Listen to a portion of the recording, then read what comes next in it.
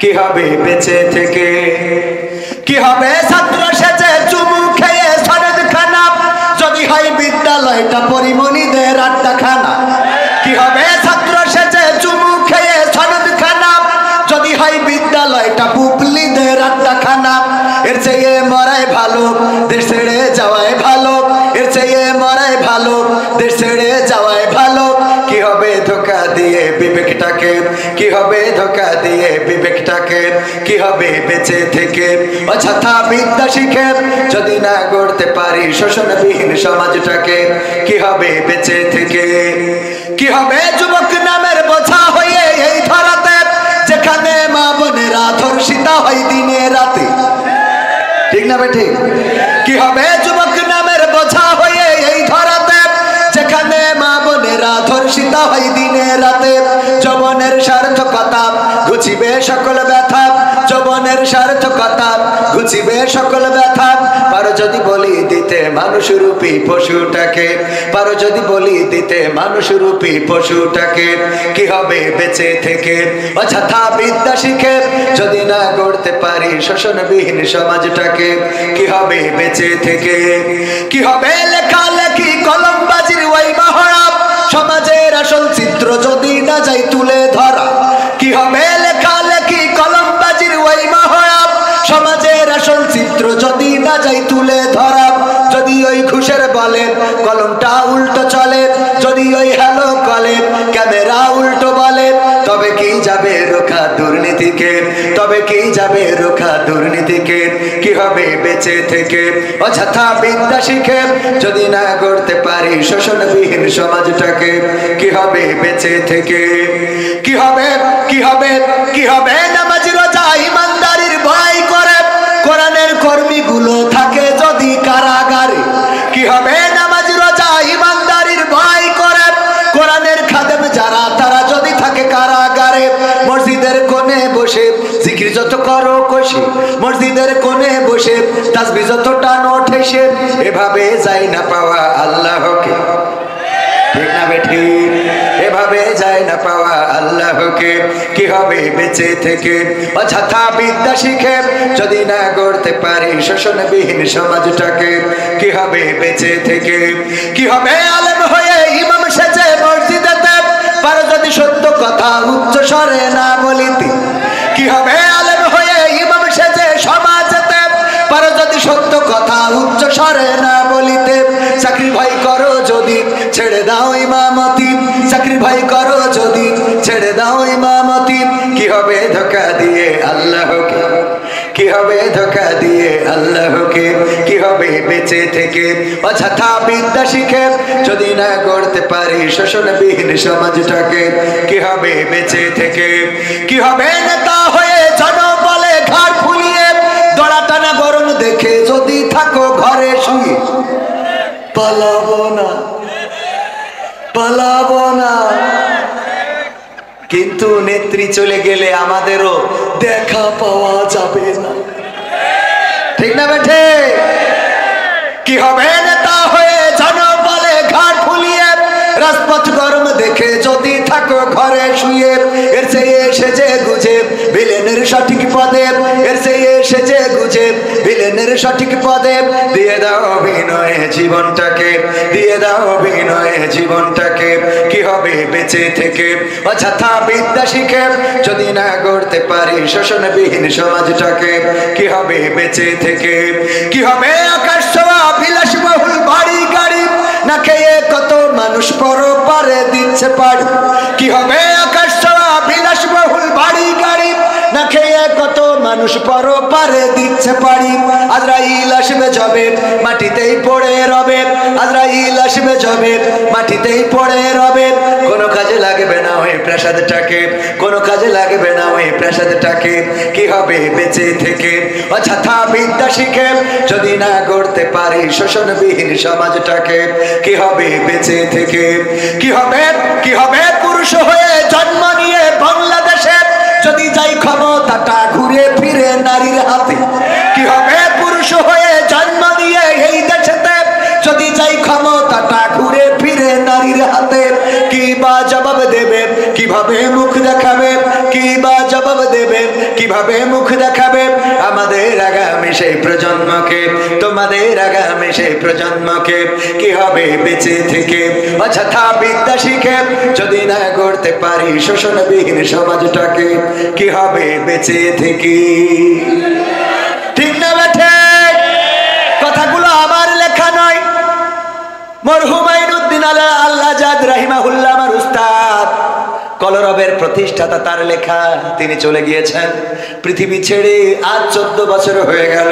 2010 সালে কোন এক মাহফিল থেকে ফেরার পথে অ্যাক্সিডেন্ট অথবা পরিকল্পিতভাবে যেভাবেই হোক পৃথিবী থেকে বিদায় নিয়েছিলেন। তার মানে 2010-এ বিদায় নিয়েছেন, গানটা তারও আগে লেখা। ঠিক না ভাই? ঠিক। আগে মানে কি, এটা 2000 সালের দিকে লেখা। 2000 সাল কিংবা 1999 সাল, সেই সময়ের গান এখনো গাইলে মনে হয় গতকালকে লিখেছে। ঠিক না ভাই? ঠিক। কারণ এখনো সমাজের পরিবর্তন হয় নাই, এখনো শোষণ মুক্ত সমাজ আসে নাই। আমার শোষণ মুক্ত সমাজ গড়ার জন্য প্রথমে আন্দোলন করেছিলেন বঙ্গবন্ধু শেখ মুজিবুর রহমান, তারপরে আন্দোলন করেছেন জিয়াউর রহমান, তারপরে আন্দোলন করেছেন এরশাদ, তারপরে আন্দোলন করেছেন খালেদা জিয়া, তারপরে আন্দোলন করেছেন শেখ হাসিনা, এরপরে আবার খালেদা জিয়া, তারপরে আবার শেখ হাসিনা, তারপরে আবার এর মধ্যে ফখরুদ্দিন মঈনুদ্দিন এসেছিল, এখন নতুন করে ডক্টর ইউনূস এসেছে। এখনো বাংলাদেশ শোষণ মুক্ত হয় নাই।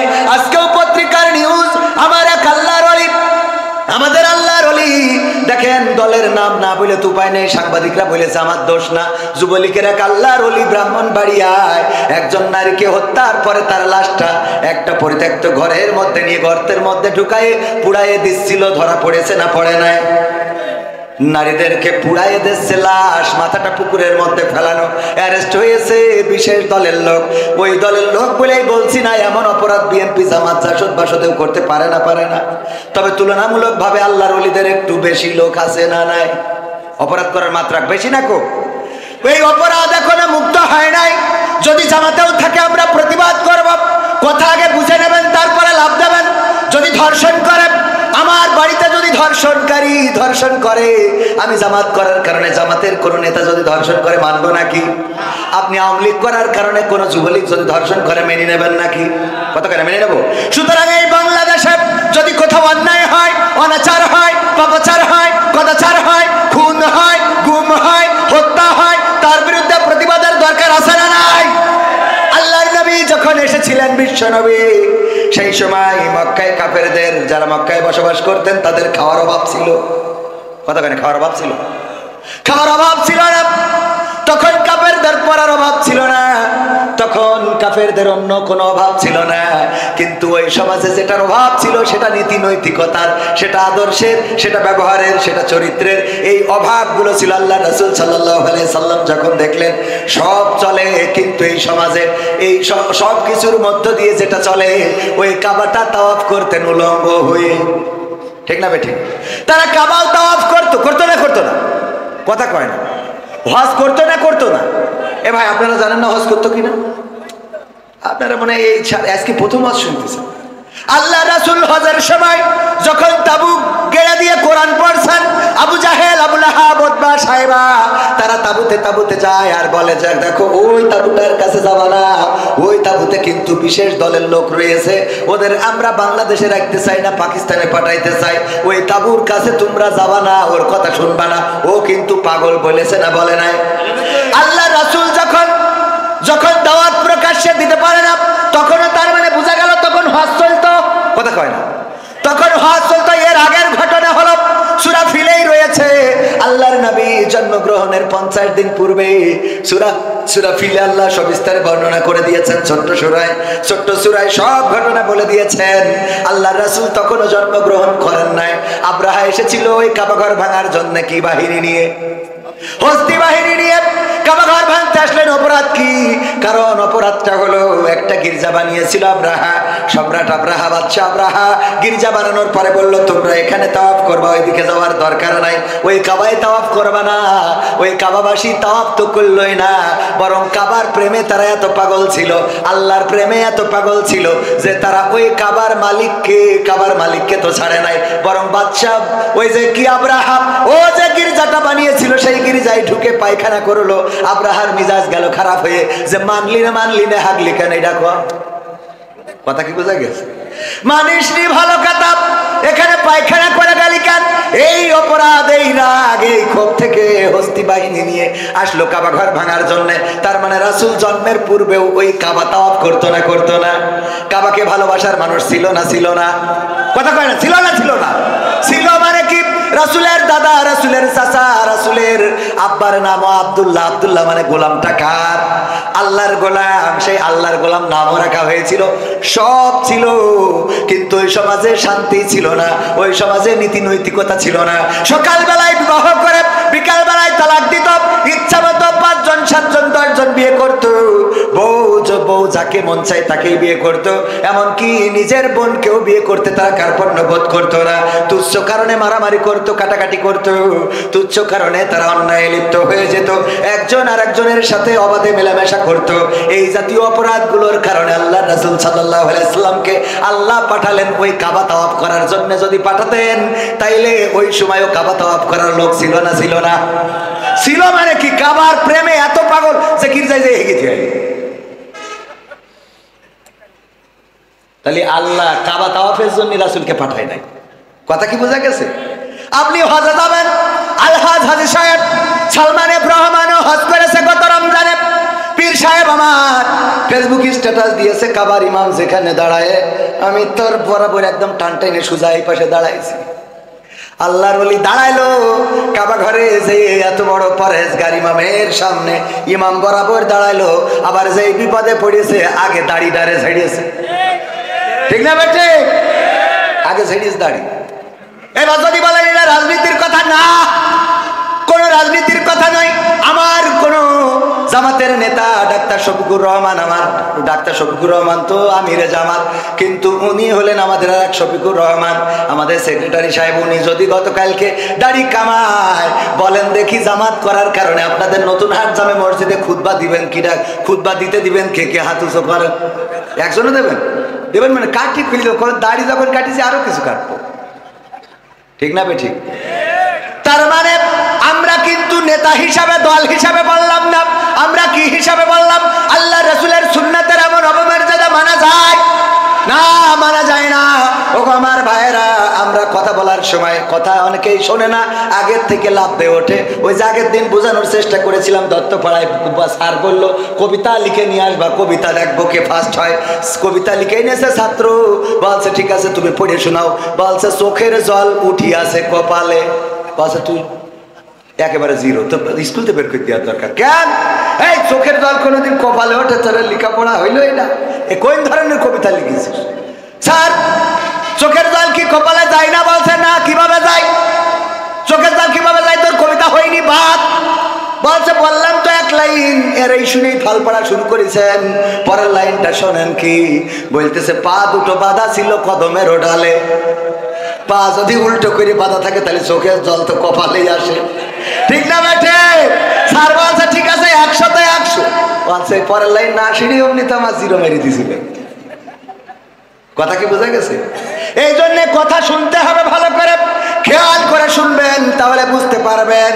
যদি খেয়াল করে না শোনেন তাইলে অমনি লাফালাফি শুরু করে দেবেন। আমার আল্লাহ বললেন, ইয়া আইয়ুহাল্লাযীনা আমানু লিমা তাকুলুনা মা লা তাফআলুন। কথাটা কার? অর্থটা কি? আল্লাহ বললেন, ও ঈমানদারেরা শোনো, আল্লাহর ওলিরা, পরহেজগারেরা শোনো, তোমাদের বলি শোনো, এমন কথা তোমরা কেন বলো যা তোমরা কাজে পরিণত করো না। আল্লাহ এর পরের আয়াতে বলছে, কাবুরা মাকতান ইনদাল্লাহি আন তাকুলু মা লা তাফআলুন। আল্লাহর কাছে এটা অত্যন্ত অপছন্দের, অত্যন্ত ঘৃণার যে তোমরা মুখে যা বলো কাজে তা পরিণত করো। কথা কয় না? এই যে আয়াত, এই আয়াতের ব্যাখ্যা করতে যে আমি খুঁজে পেলাম, এমপিরা সব কোথায় গেল, মন্ত্রীরা সব কোথায় গেল, কোথায় কাদের কাকা? তাদের সারা দেশটা এখন লাগে ফাঁকা ফাঁকা। পালাবো না, প্রয়োজন হলে ফখরুলের বাসায় গিয়ে উঠবো। ঠাকুরগাঁওয়ে বাসা আছে না? জায়গা দেবে? দেখেন এইবার আপনারা বোঝেন কেন বললাম এই কথা। পালাবে না চাই না তবু দেখা, তাদের ছাড়া দেশটা এখন লাগে ফাঁকা ফাঁকা।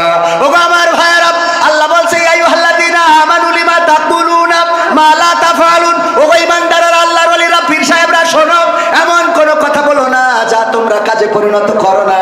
কাবুরা মাকতান ইনদাল্লাহি আন তাকুলু মা লা তাফআলুন। আল্লাহর কাছে এটা অত্যন্ত অপছন্দের, অতিশয় অপছন্দের, ঘৃণার, ক্রোধের যে তোমরা যা বলো তা কাজে পরিণত করো না। দেখেন আমাদের নেতা বলল পালাবো না, এই কথা অপছন্দের কার? পালাইছে না পালাই নাই? তাইলে কোরআনের সাথে, কোরআনের কথার সাথে মিল আছে না নাই? এটা আল্লাহর অত্যন্ত অপছন্দের। এখন যদি বলেন হুজুর এই কথা বলা যাবে না, তাইলে কোরআন বলেছে আমি বলবো না কেন? তুমি বললে পালাবা না, ঠাকুর গায়ে যাবো, আমি সেখানে যে খোঁজ নিয়েছি যাইনি, আমি নিজে গেছি, সত্যি স্ট্যাটাস দিয়ে আছে ফেসবুকে, দেখি না। এখানে গেলেন না, আবার বললেন পালাবেন না। এবার দেখেন পরহেজগার 80 রাকাত 90 রাকাত তাহাজ্জুদ না পড়ে আমার স্বামী ওসমান হাফিজাহুল্লাহ, উনি তো ঘুমাতে চান না। এই আল্লাহর ওলি, সে বলল খেলা হবে, খেলা হবে, আসো খেলবো। যেই ছাত্ররা খেলার জন্য দাঁড়াইলো সেই তো আল্লাহর ওলি নেই। তাহলে আল্লাহ বলছে কাবুরা মাকতান ইনদাল্লাহি আন তাকুলু মা লা তাফআলুন। ওগো স্বামী ওসমান এমন কথা কেন বলো? এই কথা তো আল্লাহর কাছে অত্যন্ত অপছন্দের, অত্যন্ত ঘৃণার, যে তোমরা মুখে যা বলো কাজে তা করো না। অথচ দেখেন অপর দিকে যারা বলেছে এই মাটি আমাদের সম্পদ, এটা তিতুমিরের মাটি, এটা শাহজালালের পুণ্যভূমি, এই জমিনে রক্ত ঝরেছে, আমার শহীদদের রক্ত লেগে আছে, 71-এ রক্ত দিয়েছি, এই জমিনে আল্লাহর ওলিরা ঘুমানো, এই জমিনকে অতন্ত্র প্রহরীর মতো পাহারা দেব। 1 ইঞ্চি মাটি, আমার বাংলার মাটি, কোনো দাদার হাতে ছেড়ে দেব না। বলেন দেখি ফাঁসির কাষ্টে ঝুলাইছে, তাও কি পালাইছে কেউ? কত কয় না পালাইছে কেউ? বরং মৃত্যুটাকে বরণ করেছে, হামলা হয়েছে, মামলা হয়েছে, এই দেশ ছাড়ে নাই, মাটি ছাড়ে নাই, এলাকা ছাড়ে নাই, বছরের পর বছর জেল জুলুম নির্যাতন সহ্য করেছে। কোরআনের পাখি দেলোয়ার হুসাইন সাইদি, দলমত নির্বিশেষে সবার প্রিয় মানুষ, এই প্রিয় মানুষটা কোরআনের পক্ষে কথা বলেছেন। আওয়ামী লীগেরাও তার ওয়াজ শোনেন, বিএনপি, জামাত, জাসদ, বাসদ, হেফাজত, সবাই তার ওয়াজ শোনে না, শোনে না? পালিয়েছেন কখনো?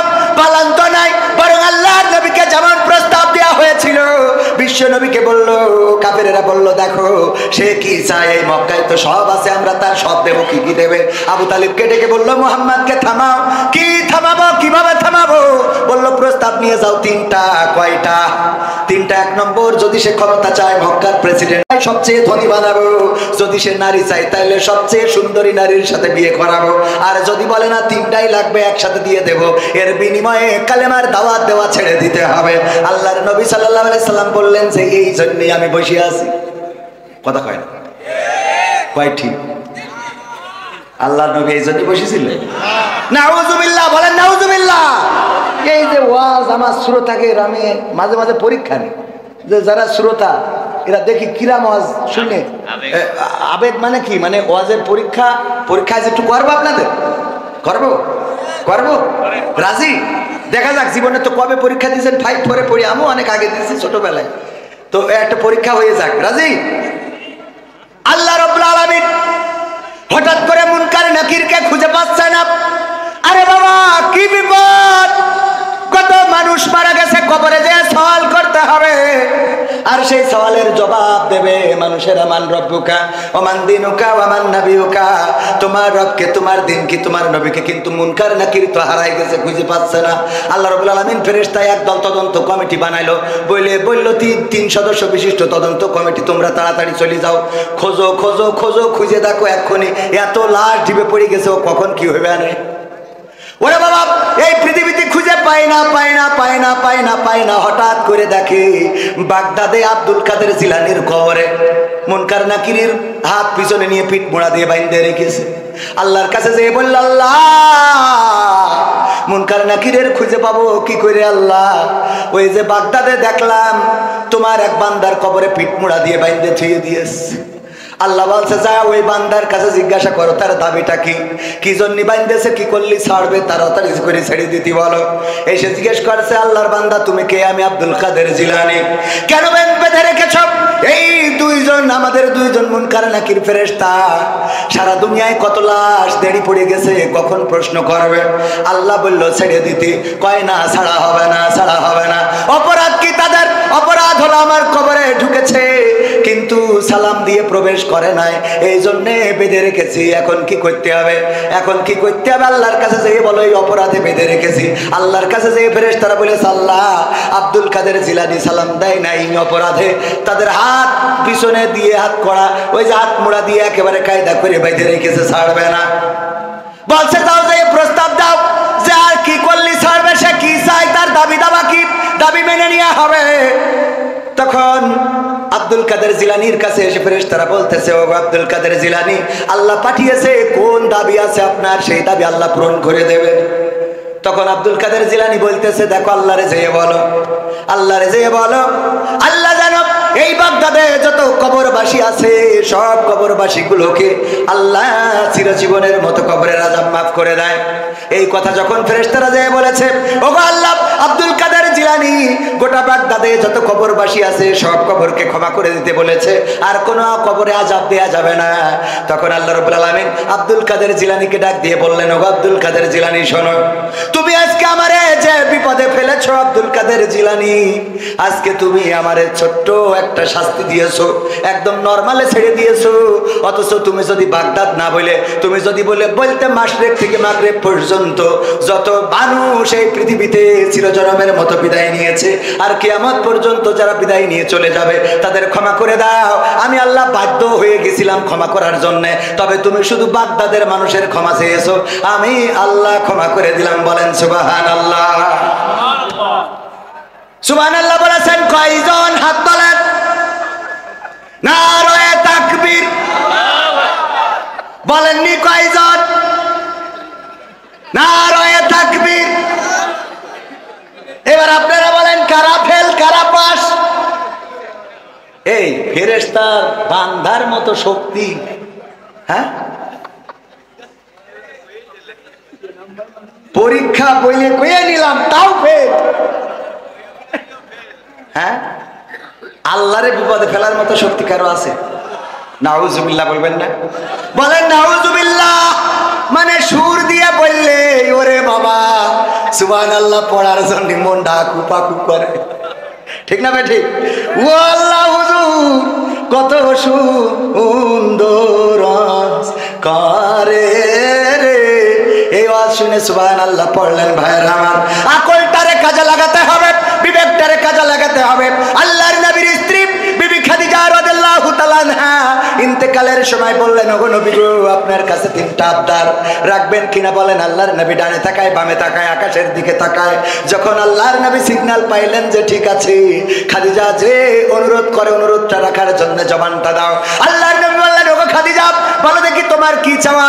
বিবি খাদিজা রাদিয়াল্লাহু তাআলা আনহা বললেন ওগো নবী গো আমার চাওয়া হলো আমার মৃত্যুর পরে আপনি আমার কাফনের কাপড় আপনার জামা দিয়ে আপনার কাপড় দিয়ে জড়িয়ে দিবেন। 2 নম্বর দাবি হলো ওগো নবী আপনার আলগা গা দিয়ে আমার ওই কবরে একটু গড়াগড়ি দিবেন। 3 নম্বর দাবি হলো নবী গো আমার বড্ড ভয় হয় মুনকার নাকির যখন এসে প্রশ্ন করবে মান রব্বুকা ওয়া মান দীনুকা ওয়া মান নাবিয়ুকা, তোমার রব কে, তোমার দিন কি, তোমার নবী কে ছিল, আমি জানি না ওই কবরে প্রশ্নের উত্তর ঠিকমতো দিতে পারবো কিনা, আমি ভয় পেয়ে হয়তো প্রশ্নের উত্তর ভুলে যেতে পারি। ওগো আল্লাহর নবী আপনার কাছে দাবি হলো আপনি আমার কবরের কাছে দাঁড়াবেন, আর যখন মুনকার নাকির সওয়াল করার জন্য আসবে আপনি আমার পক্ষ থেকে জবাবটা দিয়ে দিবেন, এইটাই আপনার কাছে আবদার। আল্লাহর নবী বললেন কেন এমন আবদার করলে ওগো খাদিজা? খাদিজা রাদিয়াল্লাহু তাআলা আনহা বললেন ওগো নবী গো আমার আবদারটা এই জন্য আমি বড্ড ভয় পাই কবরের আযাবের, না জানি কবর আমার সাথে কি রূপ আচরণ করে। আপনার গায়ের জবাব যদি আমার কাফনের কাপড় হয় তাইলে আমি বিশ্বাস করি হয়তো কবর আমার সাথে বেয়াদবি করবে না। যদি আপনি আমার কবরে একটু গড়াগড়ি দেন, বিশ্ব নবীর দেহ মোবারক ওই কবরের মধ্যে পড়েছিল, ওই কবর হয়তো বেয়াদবি করবে না। আর আপনি যদি মুনকার নাকিরের প্রশ্নের জবাবটা দিয়ে দেন, ওগো নবী, তাইলে আমার আর কোনো ভয় থাকলো না।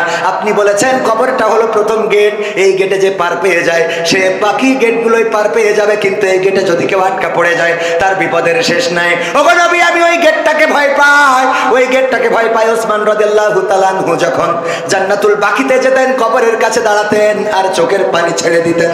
আল্লাহর নবীর সাহাবীরা প্রশ্ন করলেন, ওগো ওসমান, কোন জায়গায় তোমারে এত চোখের পানি ছাড়তে দেখি না, অথচ যখন জান্নাতুল বাকিতে কবরের কাছে আসো তখন তোমার চোখ থেকে পানিগুলো ঝরতে থাকে, দাড়ি ভিজে ভিজে টপ টপ করে পড়তে থাকে, কারণটা কি? ওসমান রাদিয়াল্লাহু তাআলা আনহু বললেন, তোমরা কি বিশ্ব নবীর মুখে শোনো না, এই কবর হলো প্রথম গেট, এই গেট থেকে যে পার পাবে সে সব জায়গায় পার পাবে, আর এই গেটে যদি কেউ আটকা পড়ে যায় তাইলে তার পার পাওয়ার স্বপ্নটা চূর্ণ বিচূর্ণ হয়ে যাবে। এই জন্য কবরের কাছে যখন আসি তখন নিজের চিন্তা হয়, আর এই কবরে আমি পার পাবো নাকি পাবো না। ও আমার ভাইরা, আল্লাহর নবীর সাহাবী, আল্লাহর নবীর সাহাবী ওসমান গনি, আল্লাহর নবীর জামাতা, দুই মেয়েকে জিন্নুরাইন, দুই মেয়েকে পেয়েছেন। দুই মেয়ের আল্লাহ রাব্বুল আলামিনের দুই মেয়েকে বিবাহ করার সুযোগ পেয়েছিলেন ওসমান রাদিয়াল্লাহু তাআলা। সেই সাহাবীও কান্নাকাটি করে খাদিজা রাদিয়াল্লাহু তাআলা আনহা এমন একজন ব্যক্তি, একদিন আল্লাহর নবী এবং জিবরাইল আলাইহিস সালাম বসে আছেন। হঠাৎ করে জিবরিল বললেন, ওগো নবী, আমার যাওয়ার সময় হয়ে গেছে, কেন চলে যাবেন? আমি দেখতে পাচ্ছি বিবি খাদিজা আপনার জন্য খাবার নিয়ে আসছে, ওগো নবী, আমি এখন চলে যাব। তবে যাওয়ার আগে বলে দিতে চাই, ওগো নবী, বিবি খাদিজা আসার পরে দুইটা সুসংবাদ দেবেন। একটা হলো বলবেন, আমি জিবরাইল আলাইহিস সালাম, আমি বিবি খাদিজাকে সালাম জানিয়েছি এবং আল্লাহ রাব্বুল আলামিন স্বয়ং বিবি খাদিজাকে সালাম বলেছেন। বলেন সুবহানাল্লাহ। আল্লাহর নবীর কাছে যখন বিবি খাদিজা আসলেন, আল্লাহর নবী বললেন, ওগো খাদিজা, তোমার জন্য আজকে দুইটা সুসংবাদ। একটা হলো ফেরেশতা জিবরাইল তোমাকে সালাম বলেছে, আর একটা হলো স্বয়ং আল্লাহ রাব্বুল আলামিন তোমাকে সালাম দিয়েছেন। আল্লাহর নবীর স্ত্রী খাদিজা রাদিয়াল্লাহু তাআলা আনহা বললেন, ওগো নবী, ফেরেশতা জিবরাইলের সালামের জবাব তো আমি দিতে পারি, এই সালামের জবাবটা আমি দিলাম, কিন্তু আল্লাহর নবী, আল্লাহ রাব্বুল আলামিনের সালামের জবাবটা কেমন করে দিতে হয় এটা জানি না, এই সালামের জবাবটা আপনি আমার পক্ষ থেকে দিয়ে দেন। এমন একজন রমণী, সে মৃত্যুর সময় চিন্তা করছে, আহারে যদি মারা যায় কবর আমার সাথে কেমন আচরণ করবে। এই ভয়ে আল্লাহ রাসূলকে বললেন, আল্লাহ রাসূল, আপনি দাঁড়িয়ে আমার ফেরেশতার জবাবটা দিয়ে দেবেন। আল্লাহ রাসূল ইন্তেকালের পরে দাফন কাফন শেষ করার পরে দাঁড়িয়ে রইলেন। সবাই চলে গেল, আল্লাহ রাসূল দাঁড়ানো, কারো সাহস নেই ডাকার। হাসান হুসাইন, আল্লাহর নবীর ফাতেমা, কন্যা ফাতেমা কান্নাকাটি করে। সম্ভবত তখন হাসান হুসাইন হয় নাই, আমার জানা নাই। আমি হাসান হুসাইন বলতে গেছি, এটা আসলে ফাতেমা রাদিয়াল্লাহু তাআলা আনহার নাম বলতে যে ওই নাম চলে এসেছে। নবীর কন্যারা কান্নাকাটি করে। ফেরেশতা জিবরাইল এসে বললেন, আল্লাহর নবী, আপনি তাড়াতাড়ি করে বাড়িতে যান, আপনারা হালবর্গকে সান্ত্বনা দেন।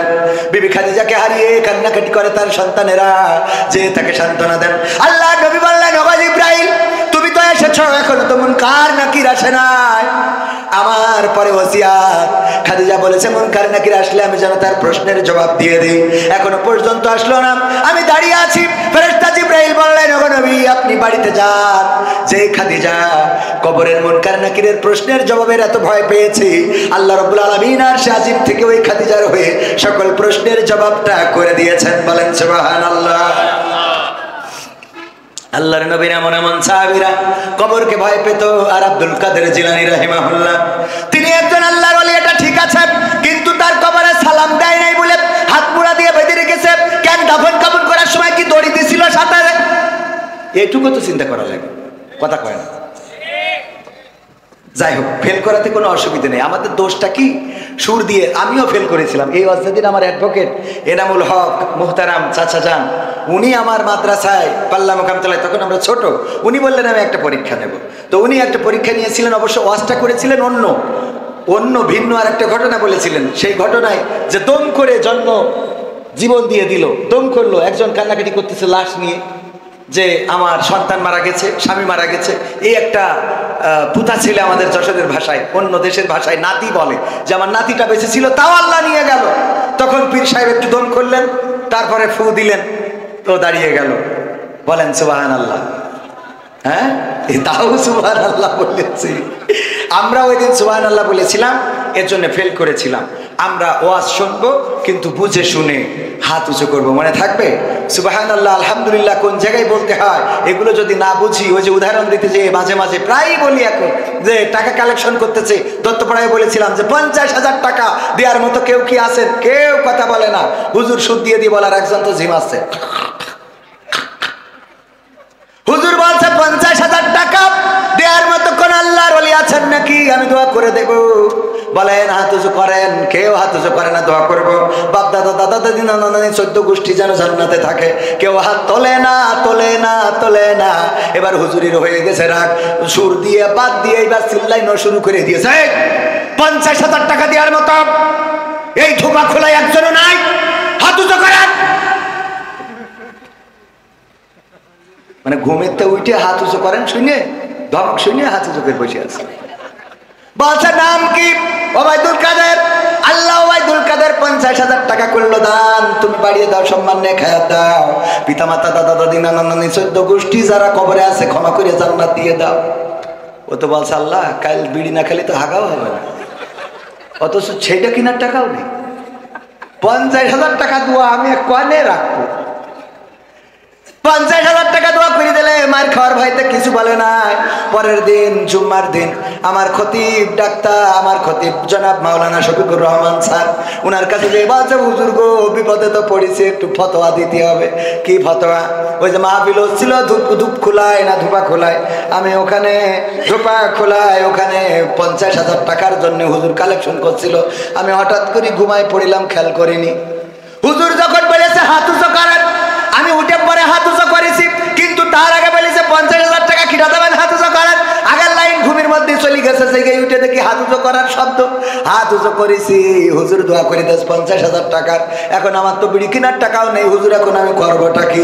বলছে অসুবিধে নেই, টাকা না থাকলে দেবেন কত, ওটা তো ভুল ক্রমে হয়ে গেছে। কয় সেটা তো আমিও জানি, ও হাদিস আমার পড়া আছে, কিন্তু আমার ভয় হইলো হুজুর দোয়া করেছে আল্লাহ ওর মা বাপ দাদা দাদি নানা নানি 14 গোষ্ঠী যারা জান্নাত, যারা কবরে আছে আল্লাহ জান্নাত দাও। এখন টাকা যদি না দিতে পারি তাহলে ওদেরকে আবার ফিরোইনে জাহান্নামে রাখবে, ওদেরকে আবার ফিরোইনে জাহান্নামে রাখবে। হাত উঁচু বুঝে শুনে করার দরকার আছে না নাই? কোরআনের আলোচনায় ফিরে আসি। মনে কি আছে? আল্লাহ বললেন কাবুরা মাকতান ইনদাল্লাহি আন তাকুলু মা লা তাফআলুন। আলোচনার বিষয় এটা কোনো রাজনীতির কথা না। এই আয়াতের পরিপ্রেক্ষিতে আমার কথা হলো পালাবো না, পালাবো না, পালাবে না, পালাবে না, যাই না তবু দেখা, তাদের সারা দেশটা এখন লাগে ফাঁকা ফাঁকা। আইন মন্ত্রী আটকে গেল আইনেরই ফাঁকে, দাড়ি ছাড়া দরবেশের ভণ্ড ভণ্ড লাগে। ঠিক না বেঠে? আইন মন্ত্রী আটকে গেল আইনেরই ফাঁকে, দাড়ি ছাড়া দরবেশের ভণ্ড ভণ্ড লাগে। শুনছি কত নেতা নেত্রী খাইতেছে ভাই ডান্ডা, বিচারপতি কালামানিকের ফাটিয়েছে আন্ডা।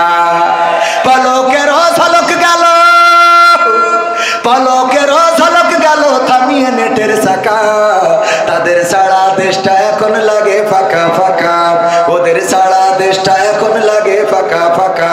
কই গেল সেই সংসদেতে মমতাজের গান, কোথায় গেল হযরত বলা স্বামী ওসমান? কই গেল সেই সংসদেতে মমতাজের গান, কোথায় গেল হযরত বলা স্বামী ওসমান? ইনু মেনন দীপু মনি আছে কারাগারে, বাপ করিলেও পাপ কখনো ছাড়ে কি আর তারে?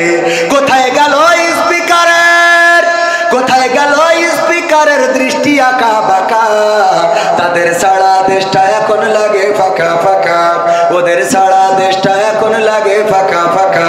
কোথায় গেল আরাফাত আর ব্যারিস্টার সুমন, কথা বলার সময় তারা করে নিয়োজন?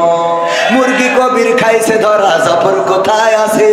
গোপনে কি সেও গেল মোদি দাদুর কাছে? কোথায় গেল এ সালমের, কোথায় গেল এ সালমের কাড়ি কাড়ি টাকা, তাদের সারা দেশটা এখন লাগে ফাঁকা ফাঁকা। ঠিক না বেঠে?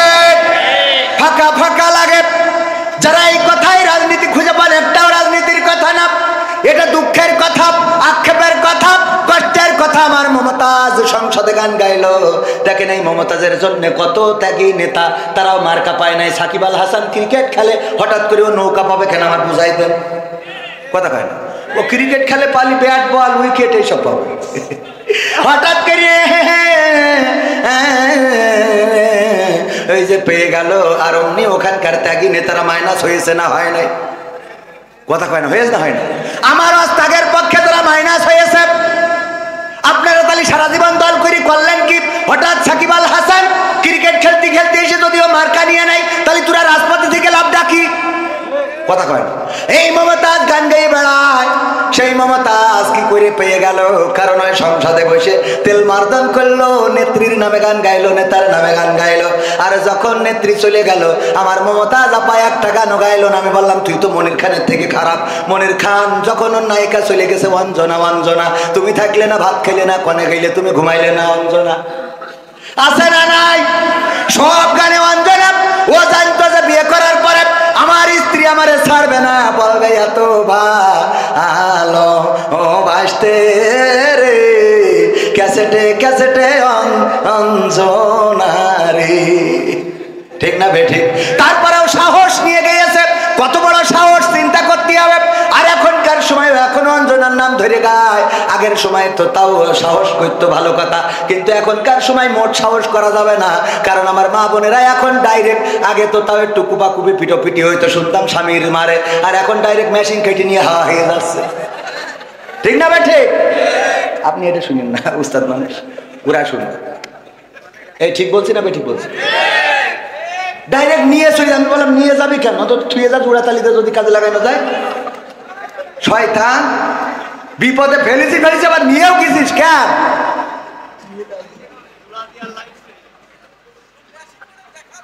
ভয়, তাহলে বুঝতে পারছেন এখন? পাগল, এইসব ভয় রাখতে হয় মনের মধ্যে। একজন মানে স্ত্রীরা যে কি জিনিস আল্লাহ, ওই না ভালো মানুষ, ভালো মানুষ আলহামদুলিল্লাহ, অনেক ভালো, সবাই তো না, পুরুষরাও তো শয়তানের শেষ আছে নাকি?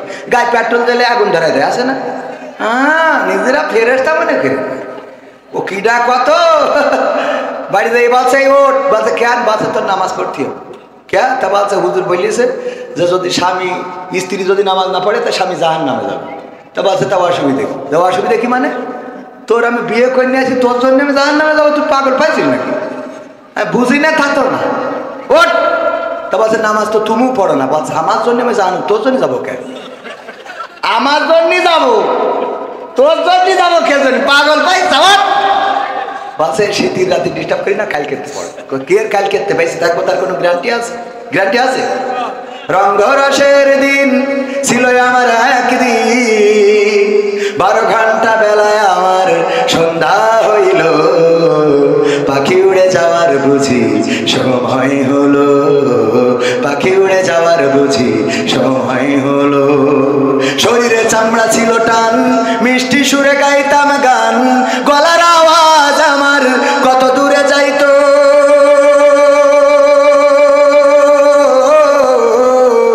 শরীরে চামড়া ছিল টান, মিষ্টি সুরে গাইতাম গান, গলার আওয়াজ আমার কত দূরে যাইতো।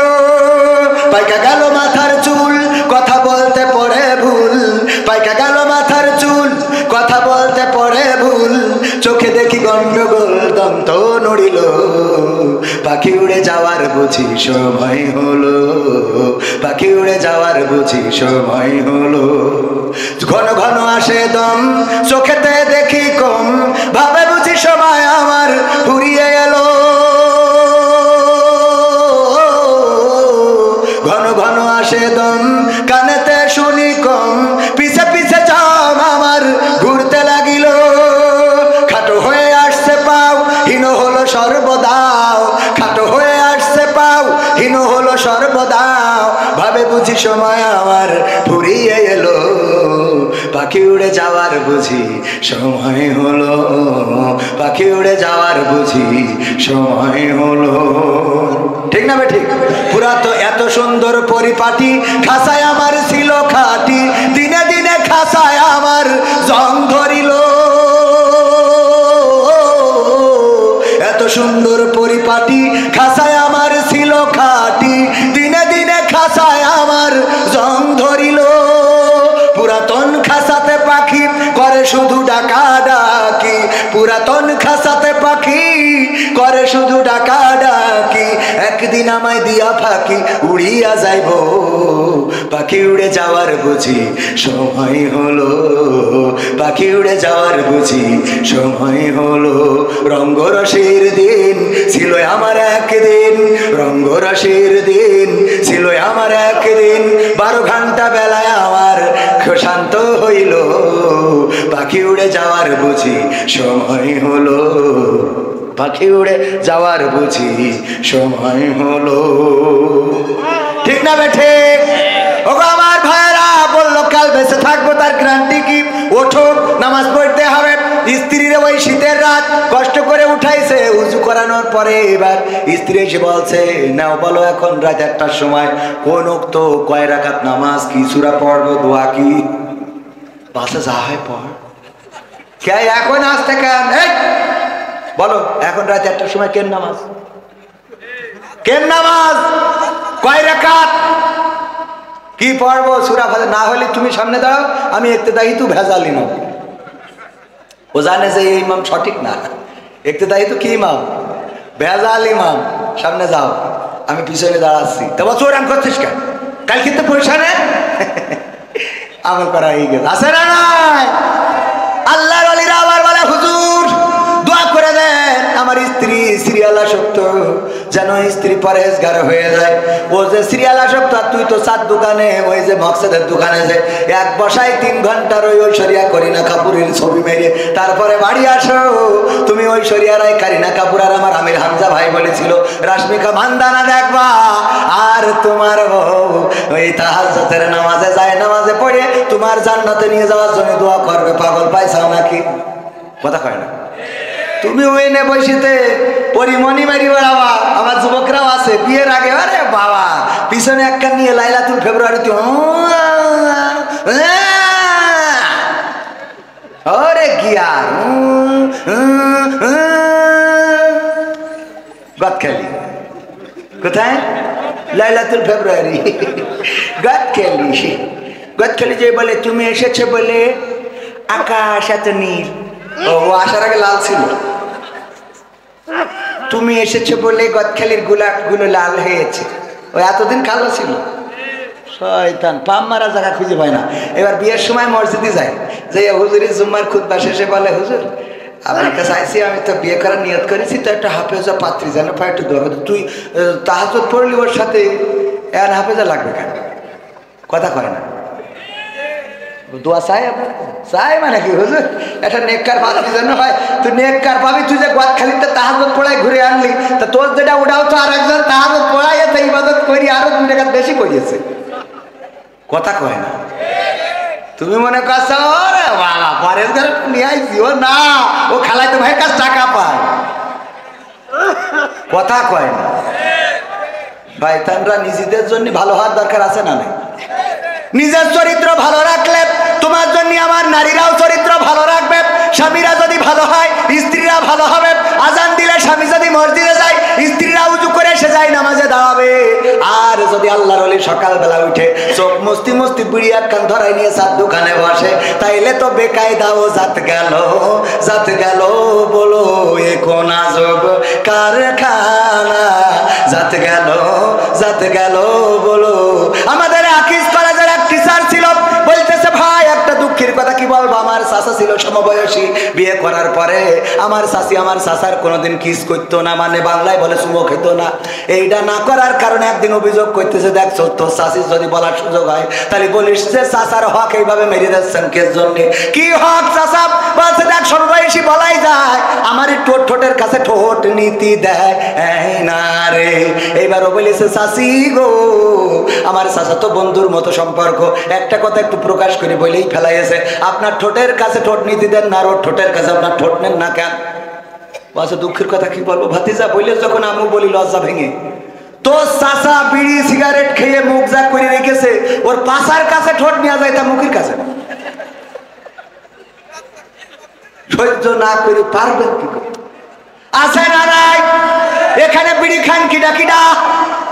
ও সব তো আল্লাহর পরহেজগার পীর সাহেব, কেউ খায় না।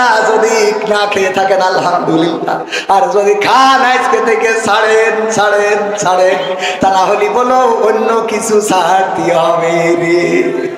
মনে থাকবে ইনশাল্লাহ। আপনি সুন্দর করে দাঁত ব্রাশ করিয়ে লিপ জেল লাগায় ঠোঁটটা কায়দা করে মাখো মাখো করে রাখেন। দেখেন তো স্ত্রী হক আদায় করে কিনা, আমি ওইটা বলছি না, হক আদায়ের কথা বলছি।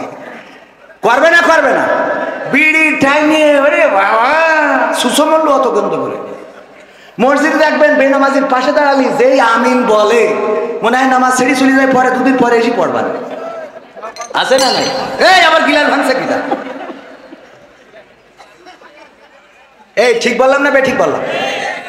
এইগুলো পরিবর্তন হওয়ার দরকার আছে না নাই? তুমি যদি গু খাও ও তো পায়খানা এমনিই খাবে, যে যেমন সে তেমন পাবে। কোরআনের কথা ভাইয়ের আমার, এই জন্য পরিবর্তন দরকার আছে না না? পরিবর্তন আমাদের দরকার। পরিবর্তন তো নারীরা হইতে চায়। একবার আমার আব্বা বলতেছে, ওয়াজ শুনেছে যে ওগো নারীরা, তোমরা যদি পারো স্বামীর চুল দিয়ে পা মুছাইয়ে দিবা তারপরে ঘুমাবা। এই ওয়াজ শুনে একজন মহিলা ধুপা খুলার, সে যে আগে স্বামীর চুল দিয়ে ইচ্ছা মতো পা মুছাইছে, ডইলে ডইলে মুছাই তারপর শুয়েছে, শোয়ার পরে গন্ধের জ্বালায় বাঁচা যাচ্ছে না। গন্ধটা গন্ধ, দুর্গন্ধ কিসের দুর্গন্ধ? পায়খানার গন্ধ কোথা থেকে আসে? তাড়াতাড়ি করে সুইচ দিয়েতে চারিদিকে খোঁজে পায়খানার গন্ধ আসে কোথা থেকে, না কোথাও খুঁজে পাওয়া যায় না যায় না যায় না। হঠাৎ করে স্ত্রীর চুল টেনে এনে স্বামী বলছে পায়খানার গন্ধ তো চুলিতে আসছে। তো বলছে তা আসবে কেন? তা আসবে কেন তুই জানিস, আমি কি করে খাবো? আমি তো অন্যায় কিছু করিনি। হুজুর বলল যে স্বামীর চুল দিয়ে পা মুছাবা, রহিম আলাইহিস সালাম চুল দিয়ে পা মুছাইয়ে দিত। আল্লাহর নবী বলেছেন যদি কেউ স্বামীর এমন করে খেদমত করে, যদি স্বামীর মাথায় হাত বুলায়, মুখমণ্ডলে হাত বুলায়, তাইলে মাথায় যত চুল আছে স্বামীর সমপরিমাণ চুলের সওয়াব ওর আমল নামায় লেখা হবে। আমার ডাক্তার মুরাদের বউ বলছে তাহলে আমার তো তেজ মারা সারা, কারণ আমার ডাক্তার একটা রুমাল নেই। ঠিক না বা ঠিক? আচ্ছা ওটা যাক যাদের আছে তাদের তো হবে। ওগো আমার ভাইয়েরা, ওই স্ত্রী বলতেছে দেখো আমি যখন হুজুরের এই কথাটা শুনলাম তখন এসে তোমার চুল দিয়ে পা মুছাই তারপরে আমি শুইছি, এই হলো আমার অপরাধ। বলছে ওই যাই তো খেলা হয় না। ওই যে মোড়ের ওখানে ও তাস খেলছিল টাকা দিয়ে, তাহলে কি হয়ে গেল? কি হয়ে গেল? জুয়া। টাকা দিয়ে খেললে কি? কাঠ খেলছিল টাকা দিয়ে, রুইতন হাটতন টিকা রাজা বাচ্চা মা। ওরে বাবা হঠাৎ করে আর্মির গাড়ি এসে দাঁড়াইছে, আর অমনি বুঝতে পেরেছে খেলা ফাইনাল, এখনই গান গাওয়া লাগবে, তার থেকে আগেই দৌড় দিই। ও জুতো পাই দেয় নাই, গান গাওয়ার ভয়তে জুতো না পাই দিয়ে দৌড়তেছে। বাঁশবাগানের নিচে দিয়ে গিয়েছে, কিটা ছেড়িয়ে রেখেছে, চটকায় যেয়ে চুপ করে শুয়ে রয়েছে। আর ওই দিন মুছাইছে খাই। পরের দিন আমার মা বোনেরা, ধুমা খোলার মা বোনেরা ডেকে বলছে হুজুর ওয়াজ করা তো শিখেছেন, টাকাও তো ভালো নেন, কিন্তু কোন লাইনে ওয়াজ করতে হয় এখনো বোঝেন না। আপনারা আমাদের বললেন যে স্বামীর চুল দিয়ে পা মুছাই দেবেন, আমরা তো অবলা নারী, আমরা স্বামীর খেদমত করার জন্য চুল দিয়ে পা মুছাতে আপত্তি নেই, কিন্তু ওদের একটু বলে দেবেন যে ওই বাহাত্তারা যেন টিউবওয়েলের পাটা ধুয়ে তারপর শোয়, পাটা অন্তত ধুয়ে যেন শোয়। আজকালকের ছেলেরা বই নিয়ে আর বসে না, ও বাবা গুগলে সার্চ করে পড়ি। ওরে কালের মেয়েরা কোরআন হাদিস ধরে না, এখনকার মা বোনেরা কোরআন হাদিস পড়ে না। ও আল্লাহ টিকটকে ভিডিও ওরা করে পড়ি। নতুন করে হয়েছে চালু এখন আবার কোন ট্রেন্ড, পরিচয় করাই দেখি এই আমার গার্লফ্রেন্ড। আছে না নাই? গদখালি যদি হঠাৎ করে দেখা হয়, বুরকা বলা, পিছনে বাইকের পিছনে সালাম দেবেন, ভাবি কেমন আছেন, দোস্ত কবে বিয়ে করলি জানালি না তো, হঠাৎ করে বলে আরে না এখনো বিয়ে করি নাই, বিয়ে করলি তো জানবি। এটা তাইলে কিডা পরিচয় করাই দিলে এই আমার গার্লফ্রেন্ড। আছে না নাই? নতুন করে হয়েছে চালু এখন আবার কোন ট্রেন্ড, পরিচয় করাই দেখি এই আমার বয়ফ্রেন্ড। নারীরা নারীরা করায় না করায় না। হঠাৎ একটা ঘাড়ে করে নিয়ে বাড়ি হাজির, কবির বিন সামাদের মাত্র সাথে করে নিয়ে, এই কিডা? আল্লাহ আম্মা, কবির বিন সামাদ আমার বয়ফ্রেন্ড। কবির বিন সামাদ, ও আব্বা ভালো? ভালো। হ্যাঁ হাওয়া। আরে ভাব, আছে না নাই? এইবার 3-4 বছর ধরে লাইন মেরে ও কয় যে ওর মা কয় দেখো তোমার ছেলেটা কি বলে যে ওর আব্বা তো তোর মতো গান জুইটে তো মেনে নিত না, তাই এক কাজ কর তুই আমার মাইন নিয়ে চলে যাও, আমি এদিক ট্যাকেল দুবানে।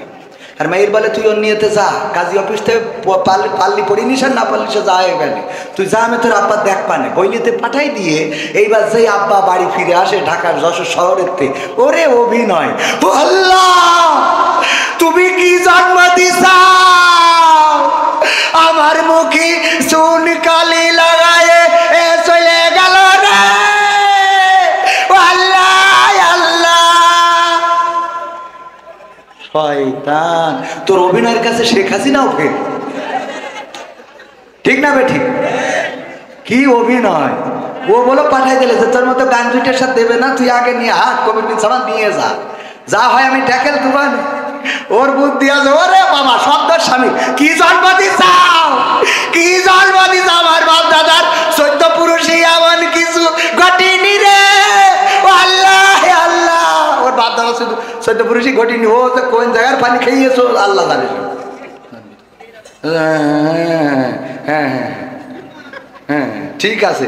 ওরে বাবা রে, এরা মনে করছে খালি শুধু এর ভয়, মনে করছে আমি রাজনীতির কথা বলবো। রাজনীতির কথা বলবো কেন, আমি কথা কয় না, রাজনীতির কথা বলার কোনো দরকার আছে? যা বলবো কুরআন হাদিসের আঙ্গিকে আছে। আমি প্রায়ই বলি, যদি মুসার কথা বলেন তাই এমনি ফেরাউন আসবে, কথা কয় না। যদি আপনি নমরুদের কথা বলেন, দূর ইব্রাহিমের কথা বলেন, তা নমরুদ আসবে। বিশ্বনবীর কথা বললি আবু জাহেল। তো কোরআনের এই সমসাময়িক সময়ে যদি কথা বলি আর শফিকুর রহমান যদি বাধা দেয়, তো তার নাম বলতে হবে না, কথা কয় না। অনেকেই মনে করে এটা নো, আরে বোঝেন না, খালি ভালো করে বুঝতে হবে। আমি এসব আপনারা বলছেন আমি 12টার মধ্যে শেষ করবো, আধা ঘন্টা থাকা যাবে না ইনশাল্লাহ? থাকা যাবে কি না? কথা আমি এই জন্য এলাকায় দাওয়াত দিচ্ছি, খালি কই হুজুর এই বলেন না ওই বলেন। আমার আওয়ামী লীগরা তোমার কাছের লোক, এরা বিশ্বাস করে না। আপনাদের মনে হয় আমি তো বলেছি কি, মুসলমানে মুসলমানে দ্বন্দ্ব করা চলবে না, সীসা ঢালা প্রাচীর হবে কখনো তা টলবে না। মুসলমানে মুসলমানে দ্বন্দ্ব করা চলবে না, সীসা ঢালা প্রাচীর হবে কখনো তা টলবে না। তবেই শান্তি পাবে, অশান্তি দূর হবে, তবেই শান্তি পাবে, অশান্তি দূর হবে। কেউ আর মুসলমানের বাজে কথা বলবে না, মুসলমানে মুসলমানে দ্বন্দ্ব করা চলবে না, সীসা ঢালা প্রাচীর হবে কখনো তা টলবে না। কে আওয়ামী, কে বিএনপি, কে জামাত ইসলাম, এটা আমাদের নয় পরিচয়, মুসলিম মোর নাম।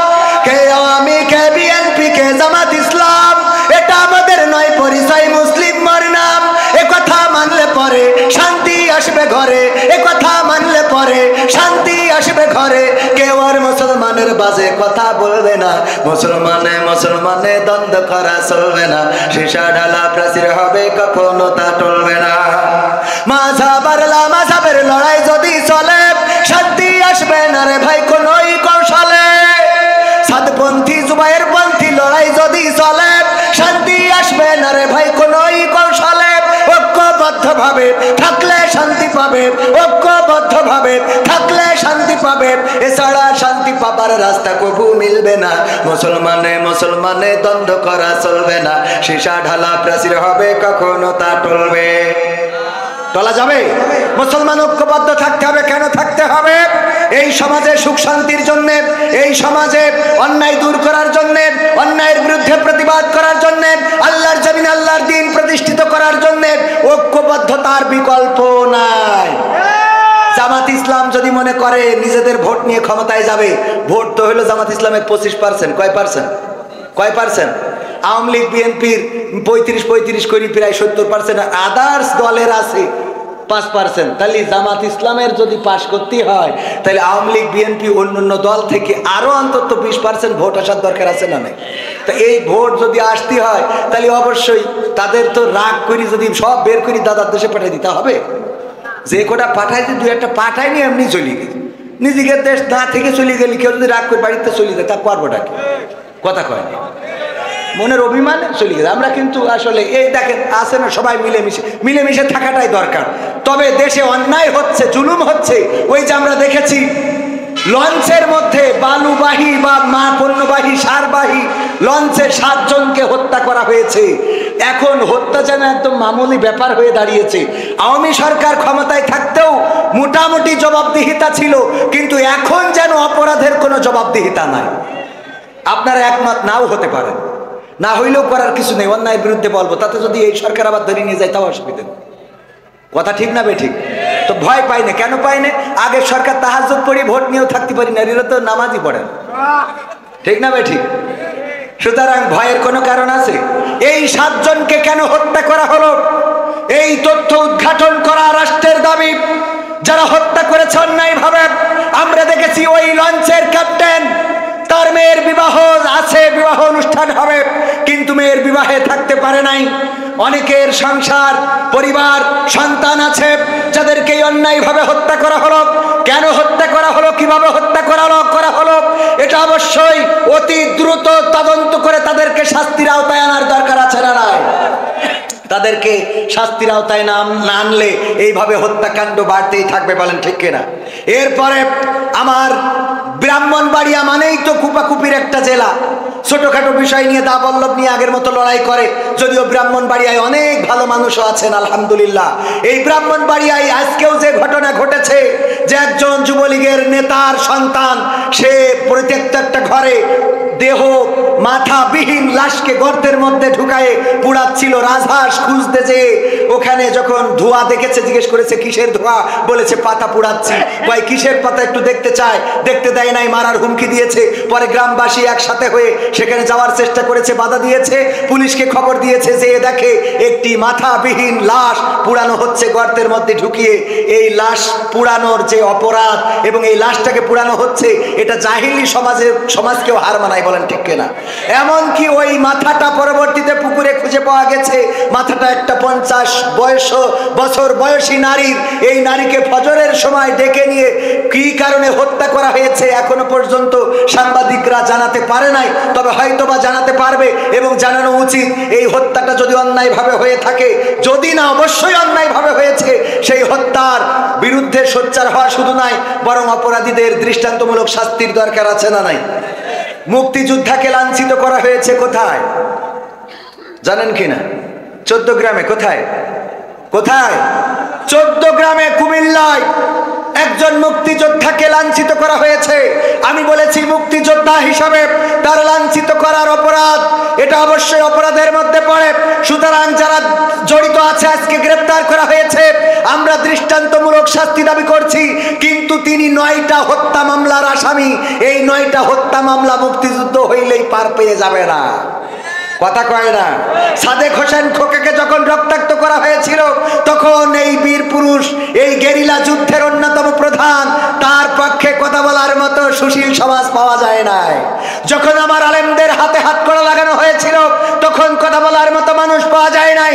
যখন মামুনুল হককে গ্রেপ্তার করে সোজা মানুষকে কুজা করে দেওয়া হয়েছিল, তখন কথা বলার লোক পাওয়া যায় নাই। যখন আমির হামজাকে হাতে হাত কড়া পরিয়ে জেলখানায় রেখেছিল, তখন কথা বলার মতো সুশীল পাওয়া যায় নাই। আর যখন চুন থেকে পান খসে বা পান থেকে চুন খসে, তখন অমনি সুশীলরা জেগে ওঠে।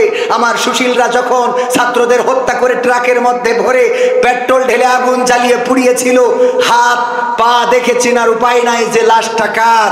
এই লাশগুলো নিয়ে কথা বলার মতো সুশীল পাওয়া, কথা কয় না?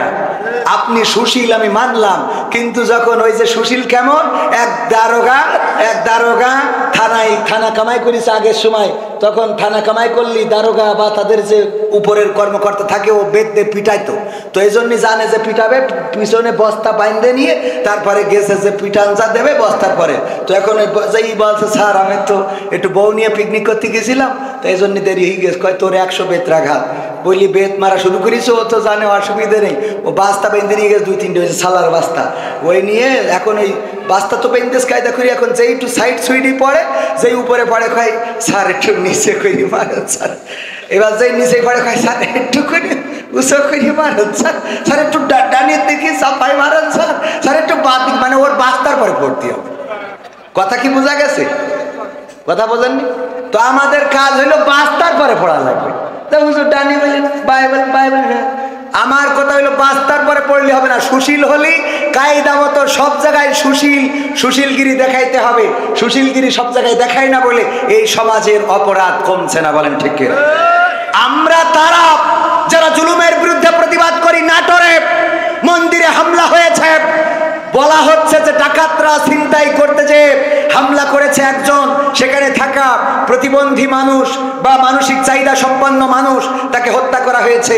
আমি ব্যক্তিগতভাবে তার বিচার চেয়েছি এবং এটার বিচার করতেই হবে। বলেন ঠিক কিনা? কারণ আমার দেশে মন্দিরে হামলা হবে এটা আমরা মানব না। আমাদের ইসলাম এটা শেখায় নাই, আমাদের রাসূল এটা শেখায় নাই, আমাদের ধর্ম এটা বলে না। বরং আমাদের ধর্ম বলেছে যার ধর্ম সে তার কর্ম করবে, এতে কোনো আপত্তি। আমরা দাওয়াত দিতে পারি কিন্তু তাদের উপরে জুলুম করতে পারি না। আমরা তাদের কাছে দাওয়াত নিয়ে যেতে পারি কিন্তু বাধ্য করতে পারি, এটার নাম ইসলাম। আর এই ইসলামের কথা যারা বলে তাদের নিয়ে এত চুলকানি, এত ষড়যন্ত্র, এত ডানে বামে কথাবার্তা কেন? মালাই ভাষায় একটা গজল বলেন, মালাই ভাষায় গজল বলা লাগবে এখানে। মালয়েশিয়ায় যারা ছিল তারা হয়তো দু একজন বসবে, যারা ছিল না তারা বসবে না। তো আমার এর আগের রিকোয়েস্ট যেটা সেটা রাখতে চাই। আপনারা শুনতে রাজি আছেন? আর একটু সময় থাকা যাবে? আমার বাংলাদেশের এই সঙ্গীতটা গোটা প্রবাসীদের জীবন নিয়ে, গোটা প্রবাসীদের, হ্যাঁ প্রবাসী ভাইয়েরা অনেক সহযোগিতা করেছে। সঙ্গীতটা প্রবাসীদের জন্য অনুরোধ বা উৎসর্গ করছে। আমার বাংলাদেশের প্রবাসীদের গল্প বলি শোনো, আমার ধোপা খোলার প্রবাসীদের গল্প বলি শোনো। এ গল্প তো কল্পনা নয়, তোমরা কি তা জানো ও ভাই? এ গল্প তো কল্পনা নয়, তোমরা কি তা জানো? আমার বাংলাদেশের প্রবাসীদের গল্প বলি শোনো। পল্লী গায়ের দুরন্ত ছেলে বাপে ডাকে খোকা, হঠাৎ করে ঢুকলো মাথায় বিদেশ যাওয়ার পোকা। রোগে শোকে ক্লান্ত পিতা খাটার নাই উপায়, বেকার ছেলের এমন কথায় বাবাও দিল সাই। ক্ষেতের জমি হালের গরু বিক্রয় করে দিয়ে বাকি টাকা করলো পূরণ মায়ের গহনা নিয়ে। অনেক আশা বুকে বেঁধে ছাড়লো যখন বাড়ি, সে যে কি বেদনা বিধুর ছিড়ল যেন নারী। মায়ে কান্দে, ভাইয়ে কান্দে, কান্দে আপন জন, চোখের জলে বুক ভেসে যায়, শক্ত করে মন। এমন মানুষ কোন সে জানাব, এমন মানুষ কোন সে জানাব, তোমরা কি তা জানো?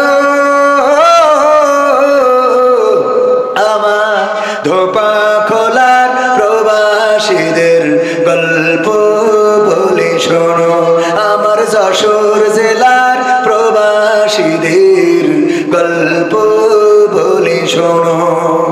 বিমানেতে বসে খোকা জানালারি পাশে,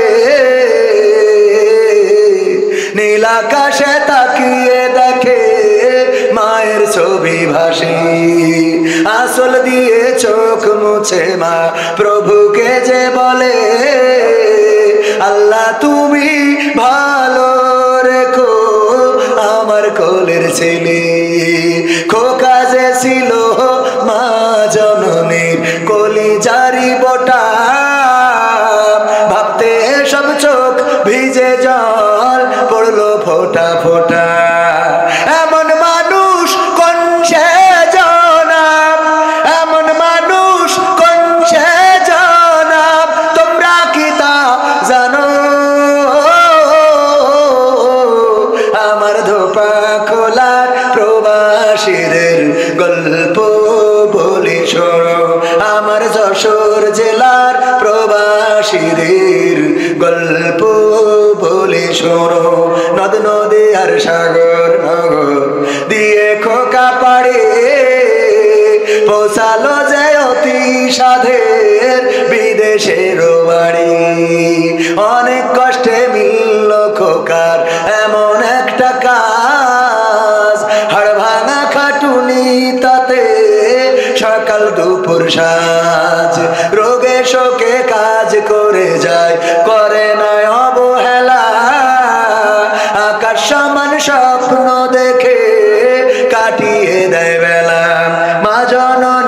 সাথে যখন খোকা কথা কয়, বলে বাবা কেমন আছো জানতে ইচ্ছা হয়। মাগো আমি ভালো আছি, মাগো আমি ভালো আছি, দুঃখ নেই তো কোনো। আমার বাংলাদেশের প্রবাসীদের গল্প বলি শোনো, আমার মালয়েশিয়ার প্রবাসীদের গল্প বলি শোনো। হঠাৎ করে বাবা বলে টাকার যে দরকার, তোর মায়েরই বড় অসুখ দেখাবো ডাক্তার। চিন্তায় আমার বাড়ছে আবার তোর বোনেরই নিয়ে, দিনে দিনে হচ্ছে বড় দিতে হবে বিয়ে। তোর ভাইয়েরই লেখা পড়ার খরচ বেড়ে গেছে, দরকার এখন অনেক টাকা, তোর কাছে কি আছে? পাইনি বেতন এখনো খোকা, পকেটটা যে ফাঁকা, তবুও বলে ভেবো না বাবা দেবো আমি টাকা। এমন মানুষ কোন সে জনাব, এমন মানুষ কোন সে জনাব, তোমরা কি তা জানো?